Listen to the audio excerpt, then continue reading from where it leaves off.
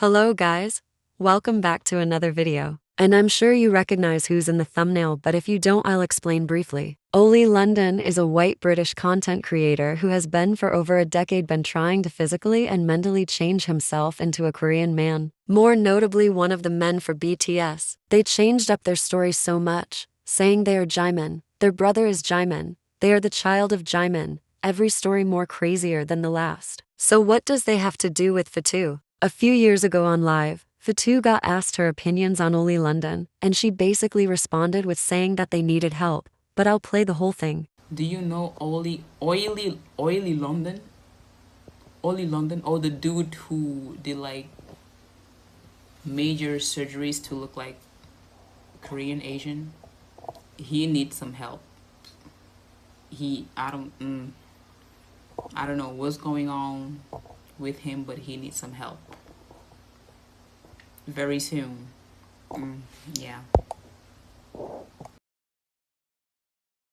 Oli London took to what was once Twitter and ranted about how upset they was over Fatu's comments, even though at the time and still, people have phrased he needs help into much worse and hateful words. Mostly the Asian community, rightfully so. Here are some of the tweets he left in no real order. He also claimed that Fatu wasn't respecting their pronouns, but at the time of that live stream they had yet to officially speak about their pronouns of using they and them pronouns, but also being transracial. Funny enough, they was basically calling Fatu a Koreaboo because she wants to be K-pop idol, calling her a bully. Other petty things like that. They even took the chance to side with Leah and her fandom's scandal during the bullying allegations, saying they was a victim of Fatu's bullying too. They used the excuse that she and them were different because Oli London, in his own words, was a real Korean, as they proceeded months later to get eye and nipple surgery to be more Korean. They even made a TikTok about her later on. Again, funny enough, wearing cornrows. But why bring this up again? Because Oli London is a clear example of a white person getting away with being racist while their victims continue to suffer. Before I get into the present, Oli London was known for a few racist things and problematic things, going as far as making fun of Arabs, I believe, and wearing cornrows, and then also fighting with a black woman, as she explained how it could be offensive. That's not counting the obvious things like Oli London basically mocking the Korean race with his weird and insane behavior and his fetishing behavior of Korean men and children. Oli had benefited off their mass following in so many ways too. He's become an author like all old-ass people trying to stay relevant, and has used his platform to grow the number of Korean wannabes.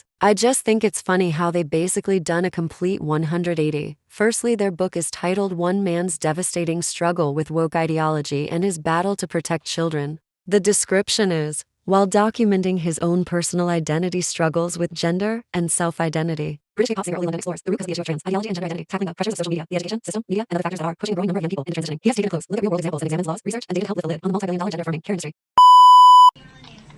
To make a long fucking story short, I put a whole bag of jelly beans up my ass. I looked through the book through, like, the preview of Google Books, and I couldn't even through all the available chapters. I've never read such narcissistic white literature in my life. What these few pages were basically saying is, I'm Oli London. I'm not mentally well because of my upbringing, and I'm adding this into my book so you feel sorry that my father never thought I was good enough, or that I could tell you I was not mentally fit enough to have common sense without actually telling you, or that I was struggling deep down in my identity. So what's the next best thing than becoming Korean myself? Well, I'm a person that only thinks about myself and how everything is always about me, which is why I spent 6 chapters trying to make you pity me, a couple more chapters explaining why me fetishing Korean culture and men was okay because again I'm not mentally well and I needed something to fill my empty colonizer's heart, and the rest of the book of why I deserve to be looked at differently, because even with all my flaws, insecurities, and delusions, I am still the victim in this whole situation, so please still pay attention to me. People like Oli London always step into either two roles, into being a religious freak or a social reformer when, and I quote, moving past their old ways. And looks like Oli London has done both. Oli London has decided to profit off the Israeli and Palestinian conflict,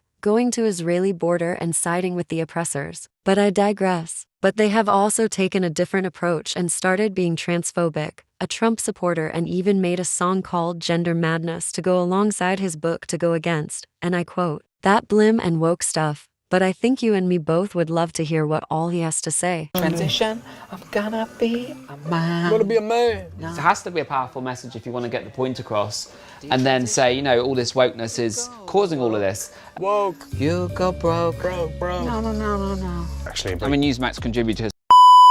issues I'm passionate about. What is happening now with kids being pushed with this gender ideology, and you've been trying to find like your tribe. Now it seems to be like the kind of religious right wing of America. Is that? Yeah, I've been going to church and that has helped me. You just found Jesus. Yes, yeah, because I was so lost. Mr. Should I call you Mr? Sure. Pepe Julian Onzima, thank you for coming in. Thank you for Good morning. Me. Morning to you. Why are you gay? Who says I'm gay?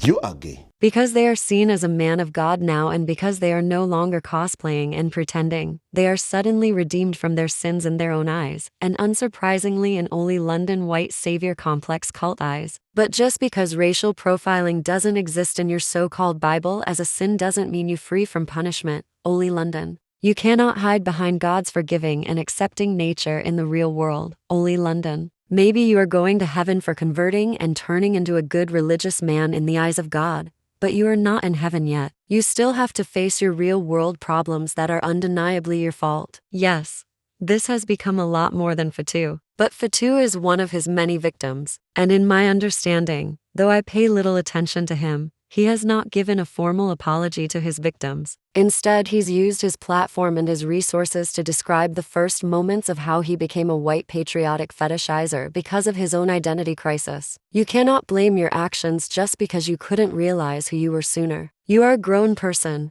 a grown individual that needs to stand of their actions and apologize. Oli London has not changed from the selfish, an entitled person that they grew up to be. And they will not be changing anytime soon, believe me. Like I said, they are a clear-as-day example of a white person walking all over their old ways. Because it doesn't suit them anymore. It doesn't get them money anymore. I would say boldly Oli London was one of the figures in the K-pop community that basically normalized transracialness and choreoboos. They changed their pronouns to best fit their needs and interest, and then turned on those trans people they once sided with in their own narcissism.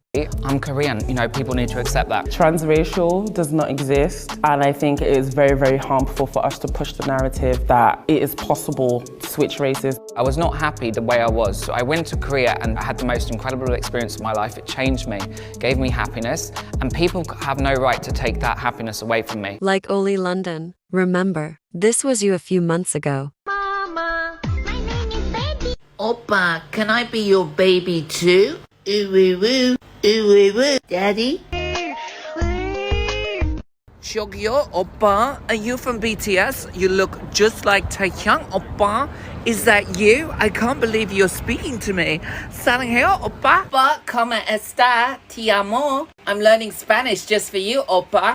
Anyway, these new photo cards, what do you think, Oppa Hyung Mowgli? Do you like? I see many victims in this situation, not just Fatu or the boy from BTS, but the Asian community on TikTok, the people you went against in order to protect your insane behavior, and the people you turned your back on. Even if they are as fucked up as you still was their leader, and the person who fucked up their life into thinking they could become whatever race they wanted. Oli London is a twisted, cursed person that only cares about themselves and the money they can gain from it. That is it for today's video though. I hope you enjoyed, and make sure to check out my next video. Please like, subscribe, and comment for more content.